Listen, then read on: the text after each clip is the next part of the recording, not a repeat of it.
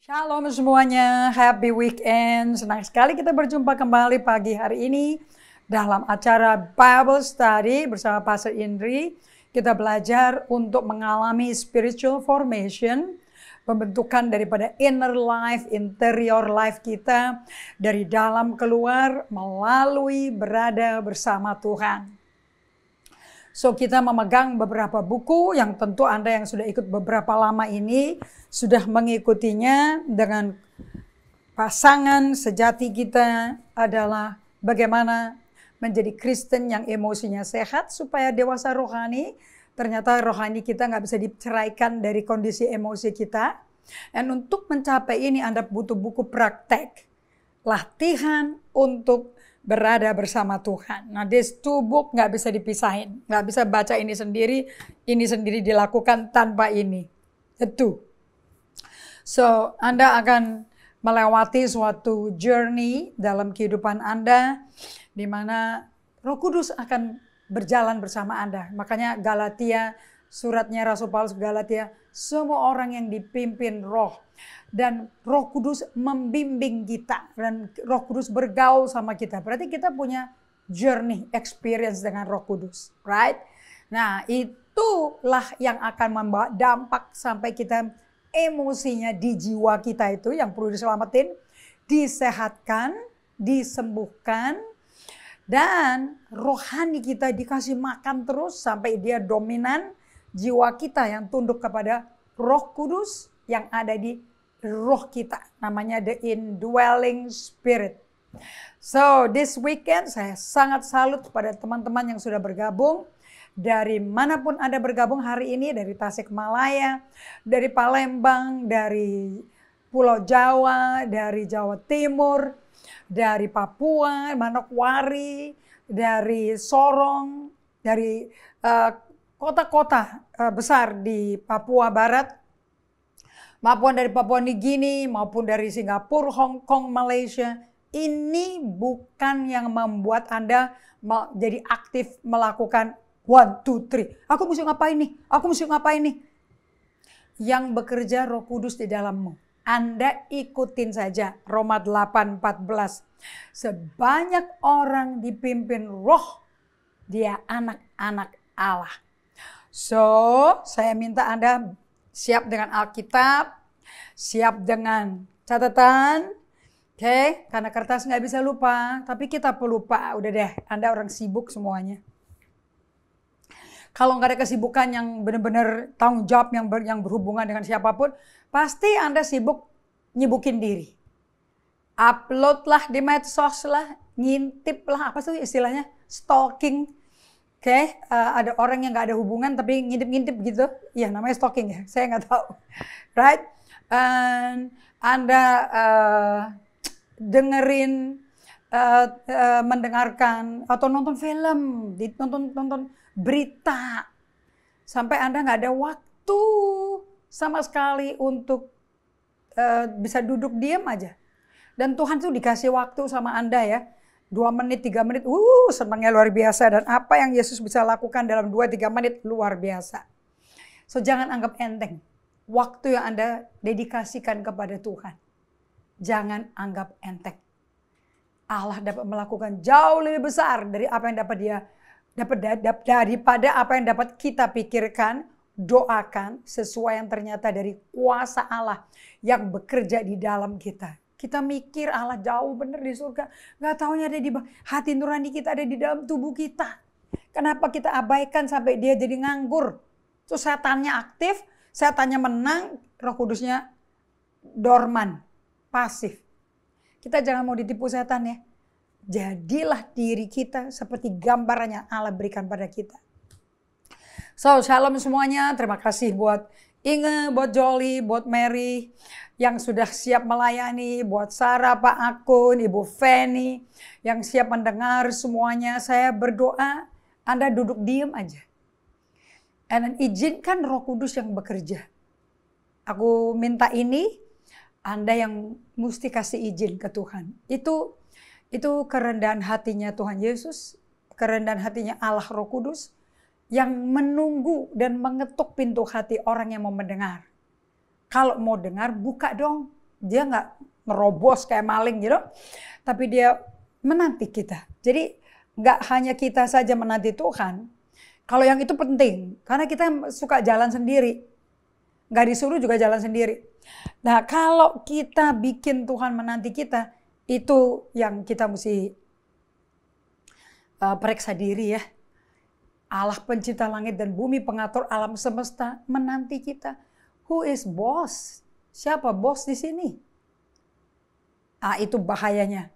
Hidup dengan meladeni dan dalam ritme distraction, sampai Anda bisa kecapean sendiri, dan Anda lantarkan hubungan dengan Tuhan. Padahal semua jawaban yang Anda butuhkan dalam kehidupan ini dengan tantangan depresif yang luar biasa, datangnya dari Dia.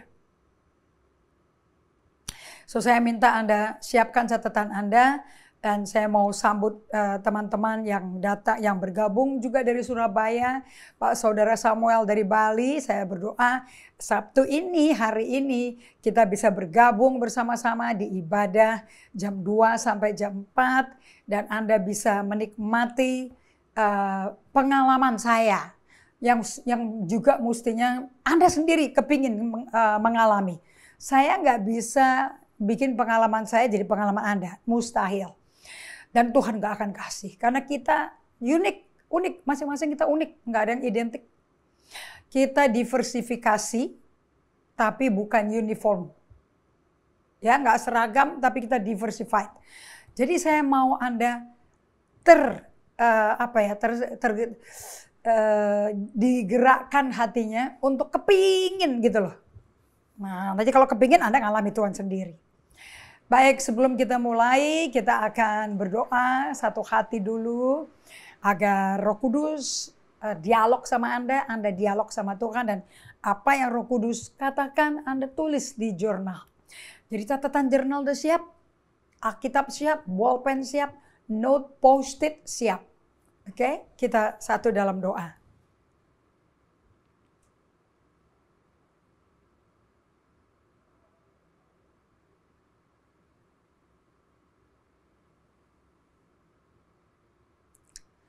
Roh Kudus Allah, kami berterima kasih untuk kebaikan-Mu, untuk kasih setia-Mu. Kami berterima kasih, Kau Allah yang baik, Kau Allah yang mulia, Kau Allah yang tidak pernah meninggalkan kami atau membiarkan kami. Tapi kami, ampuni kami yang sering membiarkan dan melantarkan Kau, dan mencuekkan dan lupa total bahwa Engkau tuh selamanya, setiap detik, setiap menit tuh hadir bersama kami. Terima kasih Bapa untuk anugerah kasih karunia-Mu, kesabaran-Mu, pengampunan-Mu yang tidak ada Allah lain bisa berikan kecuali Engkau, Yesus Kristus dari Nazaret. Kau Allah yang mengampuni kami. Kau melepaskan kami dari segala kesalahan kami. Dan Kau membak kami asal kami memberi diri dan membuka ruangan untuk Engkau masuk dan membimbing kami, take over kehendak kami sehingga kehendak Allah yang terjadi. Dan formasi rohani dari dalam batin kami akan terjadi sehingga kami akan ditransformasi dari glory ke glory, dari iman ke iman menjadi lebih serupa Kristus. Aku minta ini ya Bapa di dalam nama Yesus Kristus, terjadilah pada setiap kami yang hadir di Bible Study ini maupun pada diriku juga. Aku berikan segala hormat, pujian, kemuliaan hanya bagi-Mu dalam nama Yesus. Amin. Oke, so satu hal yang kita sedang pelajari dan fokus adalah abandonment.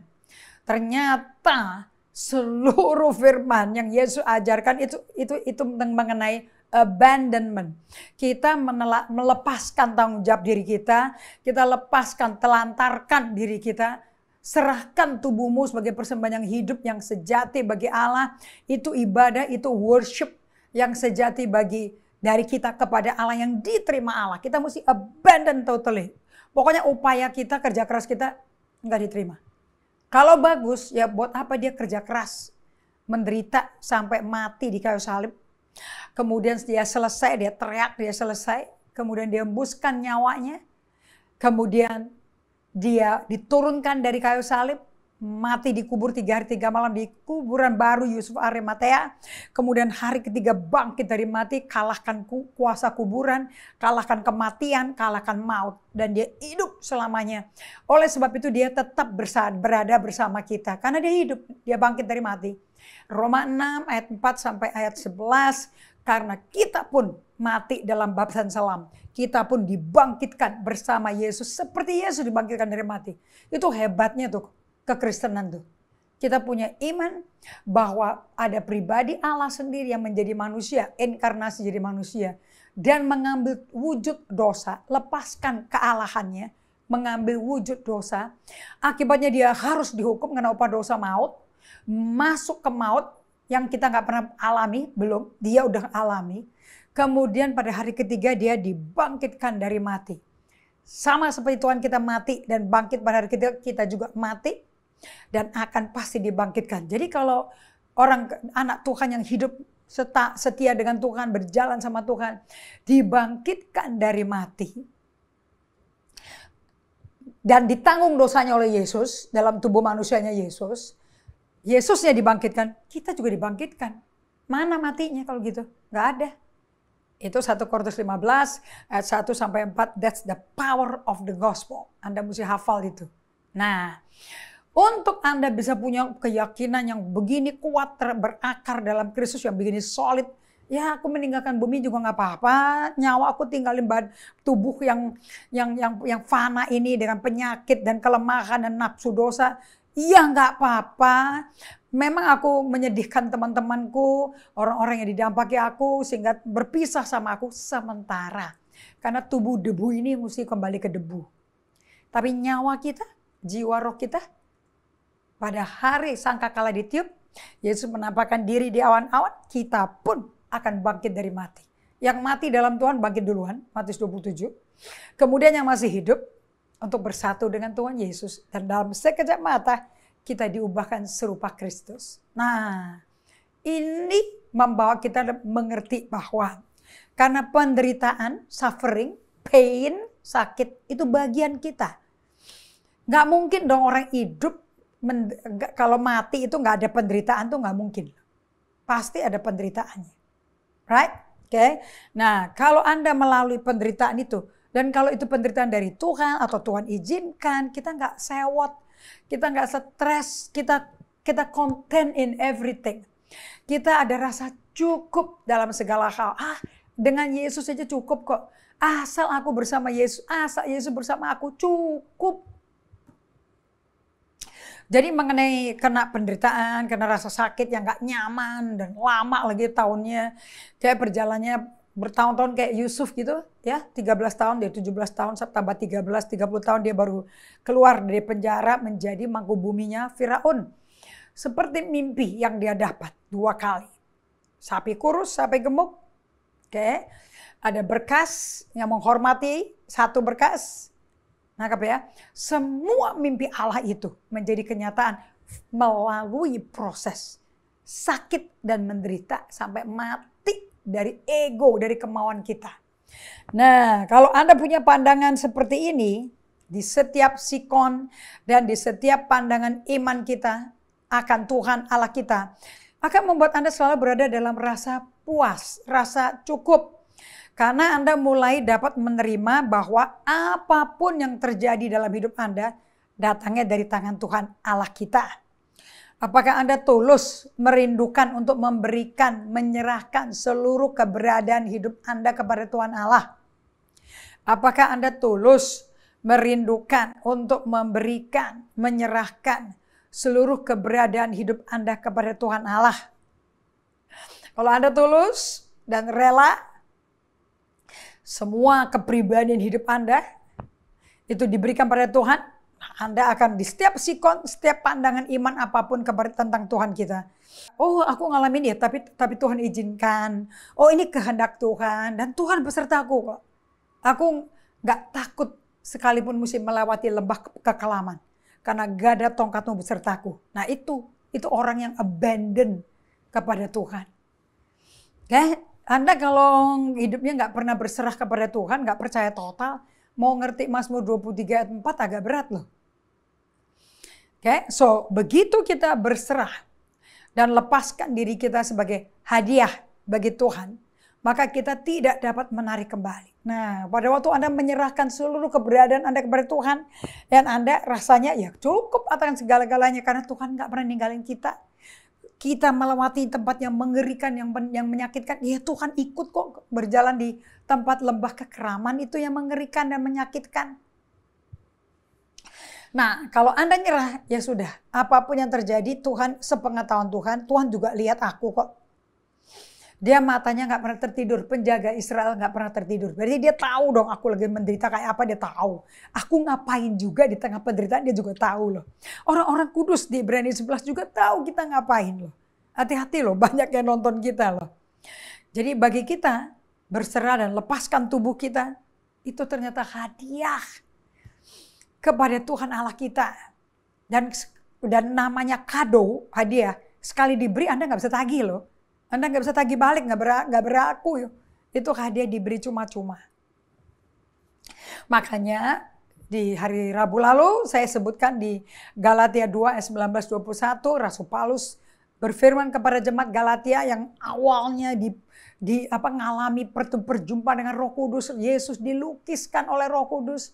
Bisa murtad loh. Bisa kembali kayak gak pernah ketemu Roh Kudus. Melakukan hal yang sama. Nah, kepada jemaat Galatia ini, Allah berkata melalui Paulus, sebab aku telah mati oleh hukum Taurat untuk hukum Taurat, supaya aku hidup untuk Allah. Aku telah disalibkan dengan Kristus. Nah, aku telah disalibkan dengan Kristus, itu bukan mengenai fisik Anda dipaku loh. Itu mengenai Anda abandon yourself. Anda memilih kehendak Allah, memilih mengampuni, memilih untuk berdamai dengan musuhmu. Memilih untuk melakukan firman walaupun aduh jiwanya gak kepingin. Tapi kalau sudah abandon, Anda gak bisa keluar masuk. Okay. Namun aku hidup. Tapi bukan lagi aku sendiri yang hidup. Melainkan Kristus yang hidup di dalam aku. Dan hidupku yang kuhidupi sekarang di dalam daging adalah hidup oleh iman dalam anak Allah yang telah mengasihi aku dan menyerahkan dirinya untuk aku. Nah, bagaimana Anda hidup menyerahkan diri Anda untuk Allah? Dengan abandonment. Jadi Anda gak bisa ketemu Tuhan cuma sekali, 2 kali, habis itu kelar. Gak bisa, itu belum abandon. Itu baru bikin program. Tapi kalau udah abandon, your life, your timing, your period is about God. So, aku gak menolak kasih karunia Allah. Sebab sekiranya ada kebenaran oleh hukum Taurat, ya maka sia-sialah kematian Yesus. Okay. So, ini pengajaran mengenai abandonment. Membutuhkan a lifelong attitude, sikap yang udah ini akan kayak gini sepanjang masa deh. Gak ada 2 kali ya kayak begini ya, atau 3 kali kayak begini ya, atau sekali aja deh. No, ini udah attitude. Berserah pada Tuhan adalah attitude. And it's a lifelong attitude. Nah, Madam Guyon berkata seperti ini. It is a matter of being enveloped by God and possessed by Him. Oke, Madam Guyon mengatakan mengenai abandonment itu kehidupan sepanjang usia.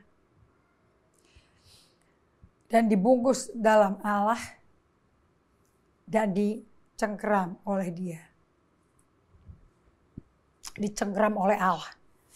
Oke, so saya mau Anda untuk betul-betul secara jujur mengingini untuk memberi diri Anda diserahkan total kepada Allah. Anda siap nggak melakukan itu? Karena apa? Karena abandonment is the key to the inner court. Menyangkal diri kita, pikul salib. Menyerahkan hidup kita untuk melakukan pekerjaan sosial, pekerjaan untuk mentaati Tuhan, segala-galanya ditinggal. Nah, kalau Anda nyampe seperti itu, abandonment is the key to the inner court the key to the fathomless depth. Oke. Ini ya, dari hari Rabu saya sudah sampaikan ini ya. Jadi yang saya mesti sampaikan kepada Anda juga di sini adalah sekali Anda udah buat keputusan, Anda nggak bisa lagi kadonya ditarik balik. Begitu kadonya ditarik balik, itu namanya bukan kado. Itu namanya miliknya Anda. Dan tidak ada tempat buat Tuhan di dalam dirimu. Karena semuanya dipenuhi dengan hoarding. H-O-A-R-D-R-D. Hoarding. Hoarding kekayaan sendiri. So saya mau membuat perspektif Anda lebih luas lagi.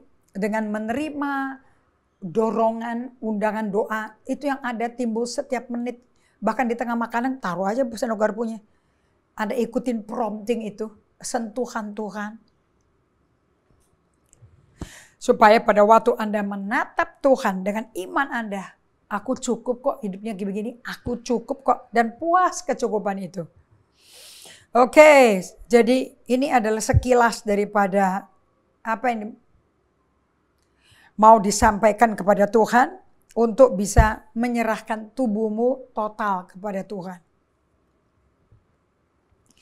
Dan saya mau ingatkan Anda semua, kalau udah buat sumbangan atau donasi jangan ditarik balik ya. Demikian pula udah nyumbang tubuh Anda, berserah jangan ditarik balik.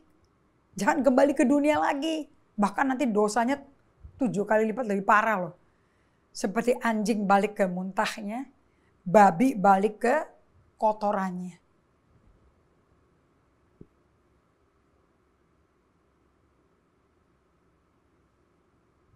Oke, nah selanjutnya kita masuk ke bagian attitude. Jadi pengorbanan kita membuat kita memiliki attitude yang baru. Nah di dalam long period atau lifelong attitude yang kayak begini, yang kunci yang saya belajar dari Madam Guyon adalah it is a matter of being enveloped by God and possessed by Him. Ini saya share pengajaran ini juga kepada tim pastoral saya. Dia bilang, wow, berat ya. So, it is a matter of being enveloped by God. And possess God, possess the presence of God, possess Holy Spirit. Oke. Nah, kemarin saya Sabtu udah sebutkan bahwa abandonment, kalau buat saya itu kayak puncaknya untuk kita bisa bersekutu, bisa koinonia bersama Tuhan, bersatu dengan Tuhan. Oke, itu kunci untuk aku bisa duduk rest. Aku tahu ini perjalanan akan selamat, ini kendaraan akan selamat. Aku percaya. Dan aku bisa berjalan bersama Tuhan dalam kedalaman yang tak terukur, tapi Tuhan ada. Nah ini butuh Anda stop to slow down dan baru menuju kepada di mana teman-teman kita yang lagi mencari Tuhan itu berada dan kita bisa ketarik ke situ. Oke, so abandonment adalah kunci untuk kehidupan interior kita, inward life.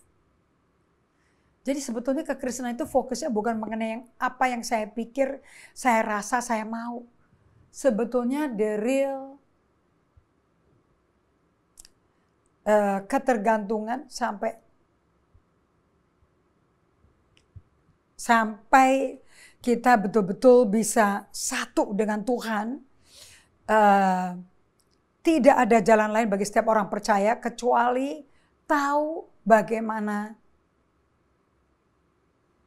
persiapan untuk membuat nuansa dan emosi kita tenang sampai kita bisa dengar suara Tuhan pada waktu berdiam diri atau mendengar nasihat Tuhan, tapi kita diam. Nah, setelah itu baru kita akan mendapatkan Apa yang perlu diteruskan kepada penerus-penerus kita, orang-orang yang kita mentor. Nah, kalau seorang percaya yang tahu bagaimana menelantarkan dirinya kepada Tuhan, itu bisa menjadi sempurna loh. Yang saya yakin nggak ada orang sempurna loh. Walaupun Yesus berkata Yohanes 14 ayat 12, pekerjaan yang kulakukan pula, pekerjaan itu kamu akan lakukan bahkan lebih besar. And once you reach this state of abandonment, sekali kita mencapai titik di mana kita betul-betul berserah 100%, di mana kita bisa satu dan rest. Di sini kalau saya nggak belajar abandonment, saya nggak ngerti bahwa grace atau mercy ternyata ada satu tempat yang penuh dengan kesibukan, karena semua orang datang ke situ untuk piring kotor, semua orang datang ke chefnya untuk bisa memimpin belajar, supaya kita bisa terima apa yang Tuhan kerjakan di kita. Bagian kita tuh belajar diam, belajar nyerah dengan abandonment. Tapi bagian Allah mengerjakan dalam kita sesuai kehendaknya dan pekerjaan Allah sesuai kerelaan Dia. Jadi sekali kita mencapai status abandonment ini, Anda nggak bisa quit. Karena kado nggak bisa ditarik balik. Anda mesti continue, Anda mesti steadfast, Anda mesti immovable. Anda mesti lanjutkan, Anda mesti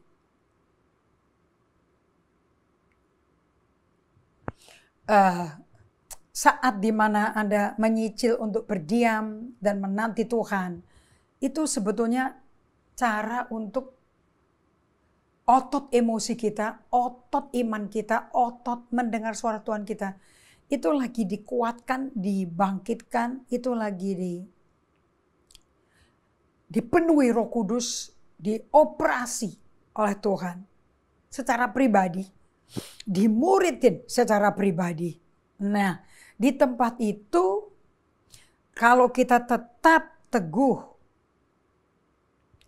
berdiam, slow down, merenungkan firman, maka kita akan ngalami Tuhan seperti Tuhan mau kita ngalami Dia. Sekali kita masuk ke tempat ini, kalau sudah di lock ototnya, Anda akan tetap continue, Anda akan tetap teguh dan tak bergerak, nggak bergeming, tak akan goyah. Continue, steadfast, immovable. Ini artinya tak bergoyah. Itu yang Daud miliki semua di Mazmur 23. Aku tak akan goyah. Di Mazmur 23 ayat 4 dia ngomong seperti itu. Ini Daud kan udah tua di sini. Dia udah kira-kira hampir 100 tahun. Ya, orang yang udah 100 tahun, saya lagi mau baca buku dari Richard Rohr. Itu hamba Tuhan, biarawan, yang mengajarkan mengenai abandonment, mengenai solitude and silence. Dan dalam bukunya dia, di pembukaannya itu saya pelajari bahwa dia dengan bukunya itu mengajarkan mengenai, karena dia sudah 60-an, menghadapi staging age, menghadapi tahapan menua. Oke.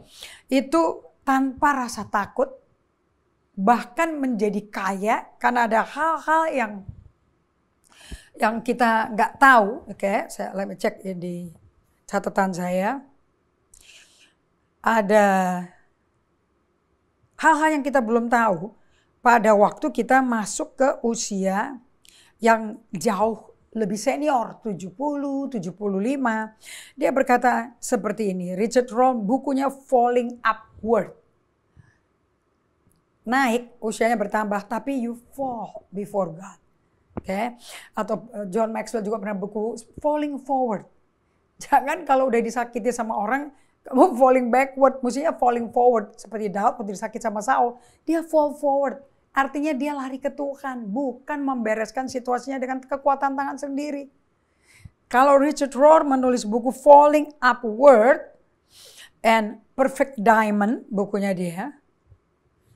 Ini buku yang menjelaskan tentang bagaimana di usia aging, kita tetap gak ada perubahan, tetap memiliki state abandonment, tetap diisi hadirat Tuhan pagi, siang, dan malam setiap menit.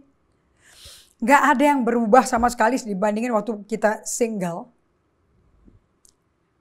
Oke, dan ini buku membuat kita bisa menjadi kuat manusia rohnya, sehat emosinya, sekalipun usianya udah 70-80 tahun. Sama seperti Kaleb, sama seperti Musa. Semakin 120 tahun, semakin serupa Kristus, serupa Allah. Jangan lupa ya, Musa udah ketemu loh Kristus di 1 Korintus 10. Karena ada batu karang ngikutin mereka dan batu karang itu memberikan air. Batu karang itu adalah Kristus. So, satu hal Anda mencapai status abandonment. Tapi satu hal yang berbeda untuk bisa tetap setia di situ. Nah, aging proses dari 50 ke 60, 60 ke 70, 70 ke 80, 80 ke 90. This aging process akan beautiful, akan indah sekali kalau you stay there. Kalau tetap remain there. If I'm the vine and you are the branches. If you remain in me, you shall be fruitful. Jadi seperti Mazmur 92, sampai tua pun pohon korma itu atau palm atau date itu terus berbuah, semakin gemuk, bukan gemuk oversize, tapi gemuk dengan nutrisi buah-buah roh dan bahan yang dibutuhkan untuk menjadi saksi Kristus yang berbuah. Ini nggak ada batas umur. Ini buat anak muda, ini buat orang dewasa muda, ini buat pengantin baru, ini buat keluarga muda, bukan. Di buku Falling Upward, justru yang senior age, justru semakin dekat. Semakin bisa dengar suara Tuhan, semakin mengenal suara Tuhan, dan memenuhi jiwanya dengan suara Tuhan. Nah, itu bagusnya di situ tuh. Jadi, saya mau ingatkan Anda di berikutnya, di catatan berikutnya bahwa meskipun sudah lanjut usia, meskipun sudah semakin kendor kesehatan fisik, kekuatan fisik, tetap percaya bahwa kita dapat abandon ourselves utterly to the Lord. Pokoknya telantarin deh, lemparin, kasih ke tangan Tuhan gitu loh. Let God, let go and let God.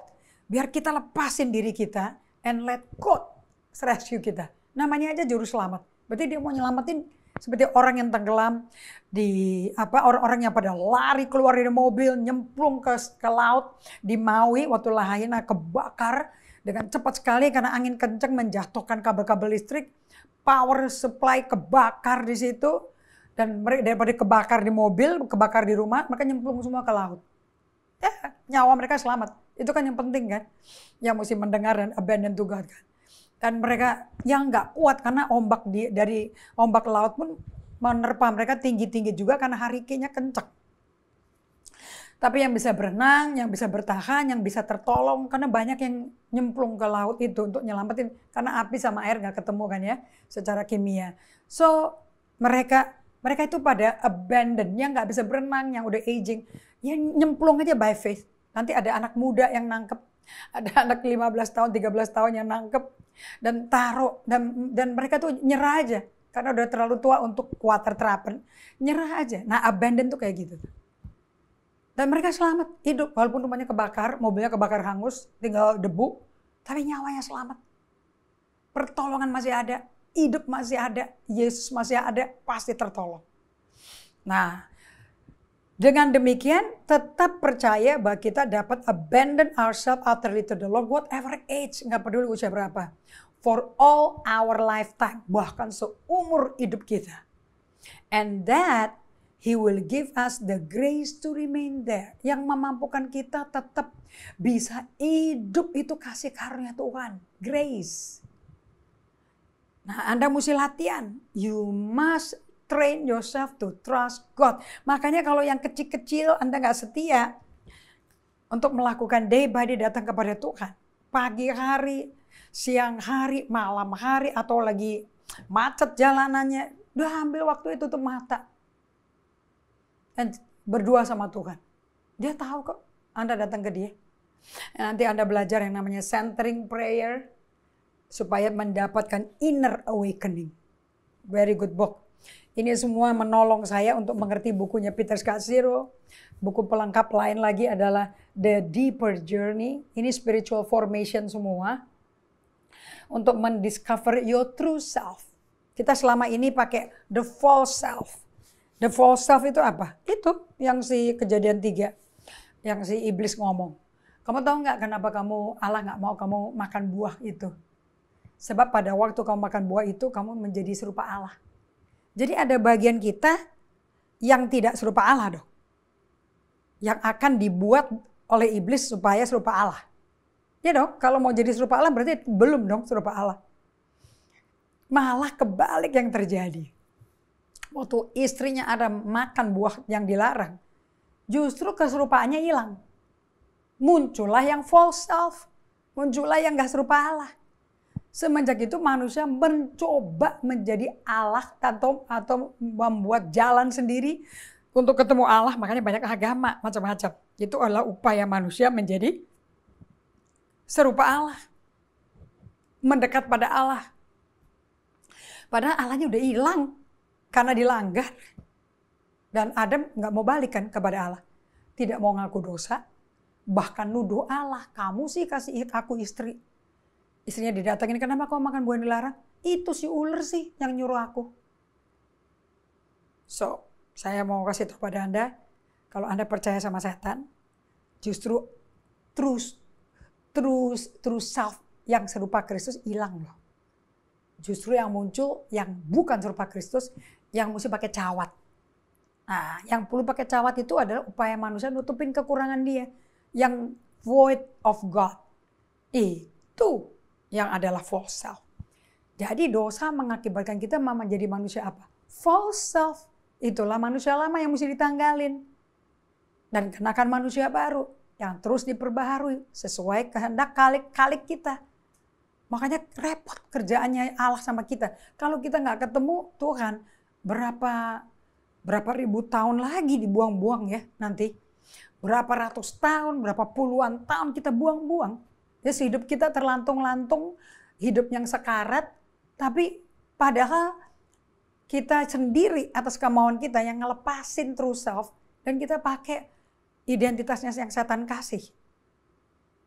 Ya bagaimana bisa bahagia? Bagaimana bisa percaya Alkitab? Susah. Makanya caranya Anda mesti bisa memiliki hidup dengan iman di dalam anak Allah yang mencintai Anda. Dan memberikan janji-janji hanya dia yang kasih, dia yang genapi.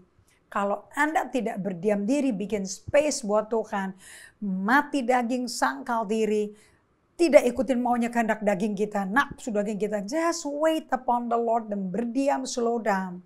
Itu membuat true self-nya dibalikin. Jadi solitude and silence akan membuat Anda menerima your true self again. Makanya di bab 4, dari buku ini adalah know yourself before you know God. Jadi Anda mesti know yourself. Yang dikenal itu yang mana? Yang false. Yang kita udah kenakan puluhan tahun sampai Anda baru menerima true self itu waktu lahir baru. Jadi kalau Anda seperti saya 36 tahun lahir baru. Jadi 36 tahun pertama saya pakai apa tuh? Identitas apa? False self yang dibikin sama dosa sama setan. Usia 36 tahun baru masuk benih true self. Itu kalau nggak dikasih makan tiap hari dengan susu rohani dan berada dalam hadirat Tuhan tiap hari.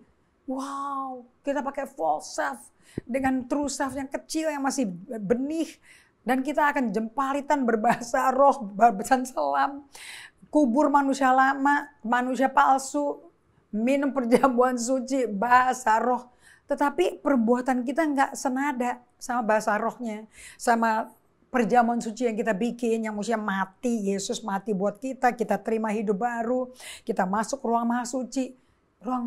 Untuk masuk ruang maha suci, si manusia lama, manusia palsu mesti lepas, mesti nggak bisa masuk, mesti disalibkan. Nah, ini buku cara penyalipannya. Dan baru Anda masuk ke Deeper Journey dari Robert Mulholland. Nah, ini Deeper Journey ini tuh journey-nya si manusia baru itu. Dari benih sampai jadi dewasa. Makanya Yohanes Pembaptis ngomongnya dalam. Biar aku berkurang-kurang dan Kristus bertambah-tambah di dalam dia. Jadi orang ngelihat kita, lihat Kristus. Nah, dari buku-buku ini kita belajar statement yang luar biasa. We must trust God. Tujuannya untuk apa? Supaya kita kasih space buat Allah kerja dalam kita. Tujuannya kita kasih space buat Allah dalam kita buat apa? Supaya dia bisa mengerjakan apa yang dia kehendaki. Dan kehendak kita lepasin. Sakit tapi itu yang benar. Karena itu kan manusia palsu. Supaya kehendak Allah yang setara dengan manusia sejati yang baru itu terjadi, digenapi, ditegakkan. Nah, kalau itu sampai terjadi, orang tidak akan lihat manusia lama kita lagi. Yang orang lihat Kristus dalam kita. Robert Mulholland membuat statement seperti ini. Kita mengalami spiritual formation for the sake of others. Demi orang lain. Mengalami Kristus yang keluar dari kita. Tapi Kristusnya nggak bisa keluar dari kita. Dari dalam hati orang percaya keluar aliran-aliran air hidup. Yaitu Christ life. Betul nggak? Kehidupan Kristus dari dalam kita. Itu kan yang memberkati orang. Bukan kitanya, bukan selongsongannya, bukan bejananya. Bejananya mesti berkurang-kurang. Supaya Kristusnya bertambah-tambah. For the sake of others. Oke? Nah, sama seperti Abraham ya. Hoping against hope. Di bahasa Inggrisnya, di English Standard Version. In hope he believed. Abram percaya. Against hope. In hope he believed. Hope dalam janji Allah. Bahwa dia akan jadi bapa segala bangsa. Against hope. Berharap terhadap kekuatan badannya. Bisa tetap menghasilkan keturunan. That he should become the father of many nations. As he had been told. So shall your offspring be. Nanti keturunan-keturunanmu segini banyaknya. Dia itu lagi, dia punya hope against hope. Hope-nya dia itu di janji Allah. Tapi hope apa? Di badannya bagaimana? Mati, berkurang terus. Karena tambah tua kan 100 tahun. But kalau iman Anda, pengharapanmu pada janji Allah, nggak pernah stop. Biar badan kita udah nggak ada harapan deh dengan badan kita deh. Udah layu, udah mati pucuk. Nggak apa-apa. Memang secara lahiriah 2 Korintus 4 ayat 16, 17, 18. Manusia lahiriah kita merosot kok. Rambut hitam jadi putih. Betul nggak? Kulit mulus kayak baby jadi kerut. Betul apa tidak? Itu nggak bisa dilawan. Secara lahiriah merosot, tapi batiniah kita bertumbuh dalam kemuliaan yang semakin besar. Makanya badan habis pengharapan dalam usia. Tetapi iman dalam janji Allah. Memberikan kemuliaan Allah bekerja di badan yang mati pucuk. Sehingga badan mati pucuk hidup. Karena dibangkitkan oleh kuasa kebangkitan. Daripada firman Allah. Hidup, lahirlah Ishak. Hope against hope. For Abraham, human reason for hope being God. Ya, secara manusiawi alasan untuk berharap hilang dong. Hope in faith, tapi pengharapan dalam iman. Iman timbul dari pendengaran. Pendengaran akan firman Tuhan. Iman adalah dasar dari segala sesuatu yang kita harapkan. Oke, basisnya kamu berharap apa? Janji Allah. Belum kelihatan, tapi pasti terjadi. That he should become father of many nations. As he had been promised. So numberless shall your descendant be. Wah, keturunanmu gak terhitung banyaknya. Satu anaknya gak punya. Tapi dia gak nyerah. Ini orang, si Abraham ini udah melantarkan dirinya ke tangan Tuhan. Habis itu rugi apa? Udah 100 tahun. Rugi apa lemparin kehendak dia segala mimpinya ke tangan Tuhan? Gak rugi. Makanya kalau kita habis kekuatan kita, habis upaya kita, sumber-sumber kita habis seperti wanita pendarahan 12 tahun, habis uangnya, habis seluruh tabib, seluruh dokter, habis udah dikunjungin, gak ada yang bisa nolong dia. Hope against hope. Tapi dia punya hope in the faith dalam Yesus Kristus, itu nyelamatin dia. So nggak apa-apa, hope terhadap kekuatan kita habis nggak apa-apa. Badan udah rapuh, menua, aging, nggak apa-apa. Asal pengharapan dalam iman jangan hilang. Mujizat pasti terjadi. Oke, so sebab sekalipun tidak ada dasar untuk berharap. Betul dong, udah usia 100 tahun kok. Namun Abraham berharap juga. Nah, tapi harapannya di mana? Bukan di badannya. Dan percaya, hope in the promise. Dan iman, bahwa ia akan jadi bapak segala bangsa. Menurut yang telah difirmankan, demikian banyaknya nanti keturunan kamu. Dengan kata lain, orang-orang yang mau melihat mujizat mesti ngalami yang namanya abandonment. Udah ngelantarin, udah lepas total deh, udah tinggalin deh. Lu gak usah ngatur-ngatur lagi hidup lu kayak apa. Kasih aja ke Tuhan 100%. Nah, orang yang seperti itu ada orang yang memiliki great faith.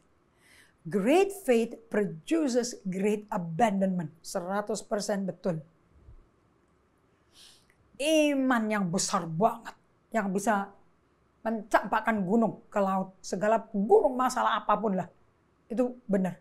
Butuh great abandonment. Kalau kita nggak nyerah total, kita nggak serahkan seluruhnya, nggak bisa sih ya, nggak bisa nyerahin total kalau Anda nggak tingkatkan berada bersama Tuhan. Nggak cukup sekali aja, nggak cukup 2 kali sehari. Tapi setiap momen, setiap detik, setiap saat. Sampai akhirnya lama-lama udah Anda nyerah. Apapun yang terjadi dalam hidup Anda, sebetulnya tuh semuanya mau bikin kita tuh nyerah loh. Dengan sakit, penyakit, kekurangan uang, dengan problem perkawinan, problem keluarga, problem di bisnis, apapun problemnya. Sampai kekuatan pribadi kita habis dan kita hope against against our own resources, terhadap apa yang kita bisa andalkan, habis. Karena semuanya habis. Wanita pendarahan habis, uangnya habis. Tapi waktu dia dengar Yesus lewat di kampungnya, langsung janjinya Yesus dia ingat. Makanya ada kekuatan yang luar biasa merangkak di tanah. Udah darah 12 tahun hilang terus. Merangkak di tengah dengan lemes. Di tengah-tengah debu yang menutupi wajahnya. Karena dia mesti menelusuri kaki-kaki laki-laki yang mengelilingi Yesus. Hope against hope. Hope yang mana Anda mau pegang? Hope in faith. So abandonment is casting all your cares. Lepaskan segala kekhawatiranmu. 1 Petrus 5 ayat 7. Karena Tuhan memelihara kau. Abandonment is dropping all your need. Butuh ini, butuh ini, butuh ini, butuh ini. Ya tahu. Tapi di drop aja. Itu dari Madame Guyon. Oke? Jadi Anda ingat kembali ya. Bahwa setiap kali kita berdiam di hadapan Tuhan, Allah kita, nama Allah kita tuh Tuhan ya, Tuhan huruf besar semua. Artinya Allah yang punya hubungan pribadi dengan kita. Bahasa Ibrani-nya YWHW. Nggak ada A, I, O, E, O-nya, jadi saya ngomongnya YWHW aja.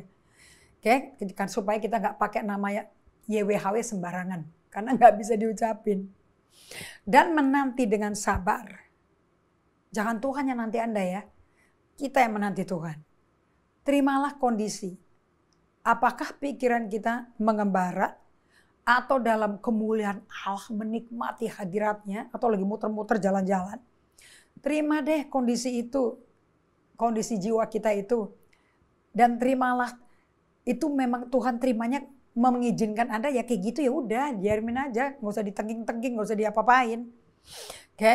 Dan Allah terima kok, Tuhan Allah kita terima kok kondisi itu. Tuhan itu menghargai Anda datang ke Dia. Tapi Dia nggak pusing mengenai pikiran Anda lagi muter-muter kemana, Dia nggak pusing, Dia nggak marah.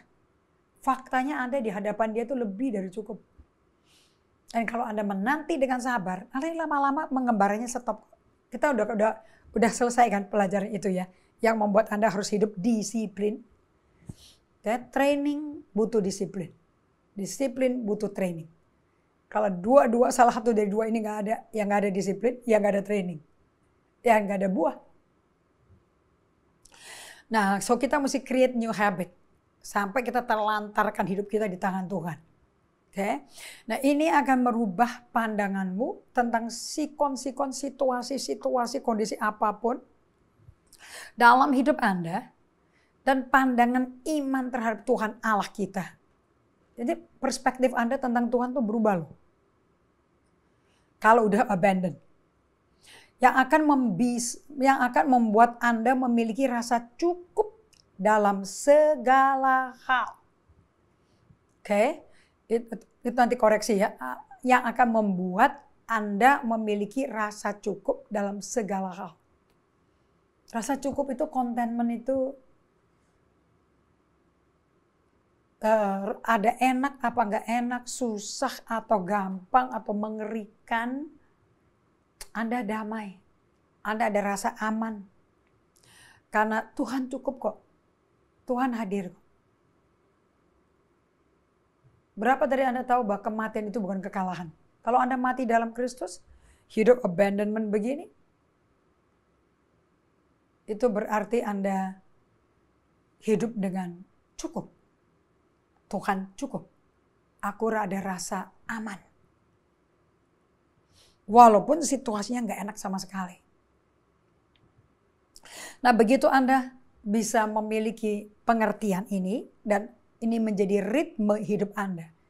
Jadi kalau langsung dapat badai serangan, berita hoax di medsos, ancaman dari kiri kanan, Anda tuh punya ritme yang udah disetel sama Tuhan dalam kita. Dalam postur sudah menelantarkan diri kita ke tangan pelukannya, tangan Tuhan. Jadi kita nggak melek kiri kanan lagi, karena kita aman di situ. Mata Tuhan yang keliling-keliling. Mencari orang yang dapat dipercaya, yang loyal. 2 Tawarin 16 ayat 9 tuh. Justru dia nyari kok, karena dia mau kasih kuasa kepada orang itu. Oke, dan Anda fokus kepada Tuhannya. Kayak Daud tuh di Mazmur 27 ayat 4. Diserang dianya, keluarganya oleh Filistin dan dianiaya, diolok-olok. Tahu nggak doanya Daud? Satu hal yang kupinta, diam di dalam rumahmu, menikmati baitmu, memandang keindahanmu. Dia nggak pandang problemnya atau ancaman musuh, tapi dia pandang Tuhan yang bisa menolong dia. Oh, itu kalau belum abandon mana bisa. Sekalipun aku berjalan dan lembah kekelaman, aku tetap lihat kok gak ada tongkatmu besertaku. Itu yang namanya para hamba Tuhan berkata, kita kalau melakukan apapun itu berada bersama Tuhan, artinya kita mulai dari rest. Bukan kita yang bergumul, tapi kita rest. Oke. Begitu Anda dapat memiliki ritme hidup ini, maka Anda menerima apapun yang terjadi dalam hidup Anda sebagai ini dari Tuhan. Ini bukan manusia yang kerja, ini Tuhan. Pertanyaan saya kepada Anda semuanya. Apakah Anda sungguh rela berserah kepada Tuhan? Butuh rela loh, bukan harus. Karena keluar dari hati yang mencintai Tuhan dan rindu akan Tuhan. So, Madam Guyon mengajarkan sebagai berikut. Perlu diingatkan sekali, Anda sudah membuat donasi. What did you donate? Apa yang Anda donasikan? Anda nggak bisa lagi menarik hadiahnya atau donasi Anda kembali lagi loh. Begitu donasi itu, hadiah itu diserahkan. Itu bukan lagi milik dari yang memberi. Udah diserah terimakan. Dan yang menerima bisa menikmati. Bisa ketawa, bisa senang, bisa sukacita, bisa dipeluk. Dan gak bisa tarik lagi, bisa sakit hati dia. Apakah kita mau bikin Tuhan sakit hati? Dengan memberikan kehendak kita, kemauan kita, tapi kemudian kita tarik lagi. Kita mau pakai kehendak itu, memuaskan kehendak kita. Memuaskan emosi kita, memuaskan maunya kita. Anda rela? Demikian pula untuk kita mengalami hubungan yang masuk dalam kedalaman dengan Yesus Kristus kita. Kita perlu serahkan hidup kita seumur hidup. Jadi kalau udah masuk abandonment udah lifetime. Dan ini sekali lagi saya ulangi, a lifelong attitude. Sikap yang udah dihitung untuk hidup panjang umur di dalam abandonment dengan Tuhan. Dan kita akan dibungkus dalam harta hadiratnya seperti harta karun. Siapa harta karunnya Tuhan? Coba di Mazmur 127. Anak laki-laki itu apa? Milik pusaka. Jadi siapa pusakanya Tuhan? Anda dan saya. Nah, penyerahan atau abandonment atau penelantaran adalah bagian terpenting jika sebagai orang percaya kita mau progres ke dalam mengenal Tuhan. Saya minta maaf ya, mungkin ada salah-salah typo.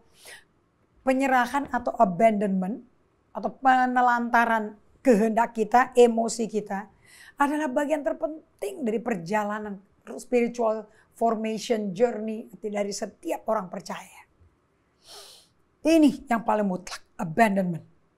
Karena kalau kita nggak ada abandonment, kita nggak bisa masuk ke dalam progres mengenal Tuhan.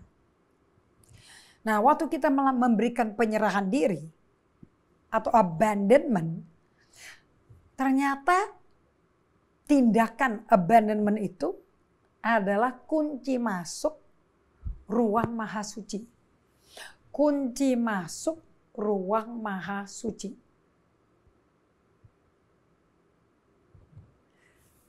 Kunci masuk ruang maha suci jangan Musa kan kotak gitu yang ditutup kulit lumba-lumba kan. Kalau yang sekarang perjanjian baru siapa? Siapa kotak itu? Tubuh kita. Hati nurani kita. Jadi abandonment adalah kunci untuk masuk ke dalam kedalaman yang tak terukur, tak terhingga, tak terlihat. Abandonment adalah kunci dari inward spiritual life, kehidupan rohani daripada manusia batin kita. Itu abandonment. Jadi kalau kita melakukan abandonment, Tuhan bisa masuk ke dalam tempat yang paling dalam yang susah dimengerti. Supaya kehidupan rohani kita atau kehidupan jiwa kita dalam Tuhan itu menjadi hidup sehat dan kuat.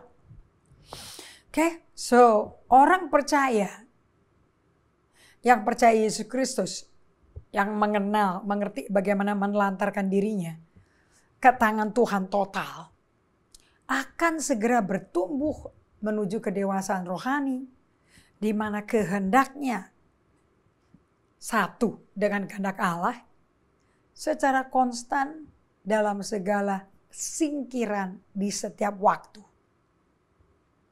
Seorang percaya Yesus Kristus yang mengenal bagaimana menelantarkan dirinya total ke tangan Tuhan Yesus Allah kita akan segera bertumbuh menuju kedewasaan rohani, kesehatan emosi. Persis kayak pasien mau dioperasi di anestesia. Nyerah total. Oke. Nah, kehidupan dalam kedewasaan rohani bukan berarti kehidupan tanpa dosa sama sekali loh. Tapi kehidupan karena konsisten dalam abandonment. Oke. Berarti untuk mencapai tahapan abandonment ini, Anda harus melanjutkan hidup dengan teguh, tak goyah, dan satu solid dalam Tuhan. Dengan terus menerus, jangan mundur, jangan quit, continue, steadfast, dan immovable. Oke, gak ada nilainya jika kita tetap berada dalam hadirat Tuhan, tapi keluar masuk, ya kecil banget nilainya. Kita gak bisa mengalami transformasi kalau begitu. Baik, kita tutup di sini sebagai pesan terakhir. Kalau Anda kepingin jadi Kristen rendah hati, kuncinya satu, abandonment. Itu kunci utama. Tapi kasih karunia yang dianugerahkannya kepada kita lebih besar daripada itu. Karena itu ia katakan Allah menentang orang yang congkak tapi mengasihani orang rendah hati. Anda tahu kenapa Tuhan menentang orang congkak mengasihi orang rendah hati? Karena orang congkak itu gak butuh Tuhan. Bahkan Tuhannya ditendang. Aku bisa sendiri. Makanya hidup penuh dengan kutuk. Tapi God give more grace. Therefore it says, God opposes the proud but give grace to the humble. Terima kasih karunia Tuhan yang memampukan Anda bisa berserah total, melantarkan kehendakmu, emosimu, jiwamu 100% ke tangan Allah. Sehingga khotbahnya bisa ngomong gini, let go of control. Let God take control. Nah kalau udah sampai kayak gitu menjadi kehidupan sehari-hari, Anda punya satu kunci kekuatan yang luar biasa namanya trust in God. If you can trust in God, nggak ada yang mustahil bagi Tuhan dan bagi setiap orang percaya. Mari kita berdoa. Terima kasih ya Bapa. Terima kasih untuk pengajaran ini. Yang kami mesti cerna perlahan-lahan. Karena ini bukan mengenai buku yang harus cepat diselesaikan. Tapi ini mengenal diri kami sendiri. Dan bagaimana sudah menyakiti hati kami. Dan akibatnya menyakiti hatimu. Aku minta di dalam nama Yesus Kristus Tuhan kami. Supaya Engkau proteksi kami. Untuk tidak keluar dari jalur abandonment. Bawa kita semua ke sana Tuhan, supaya pengalaman kita, pengenalan kita akan Tuhan dalam sekali. Kita nggak ngomong firman di permukaan kepala, tapi ngomong firman dari dalam kedalaman pribadi Allah yang hidup buat kita, untuk kita, bagi kita, supaya kita menjadi serupa Kristus. Oh Lord, tolong kami untuk berserah di dalam nama Yesus Kristus Tuhan kami. Amin. Well, saya mengundang Anda untuk bisa hadir di ibadah Sabtu, ibadah raya kami tiap Sabtu jam 2 sampai setengah 5 di gedung Trans Resort Hotel, boardroom, dari lobi turun ke eskalator. Dan kita ketemu di situ dan alami praktek abandonment, supaya kita nggak ngasih tempat buat ilah-ilah lain, hanya dengan Yesus Kristus Mesias dan Raja kita.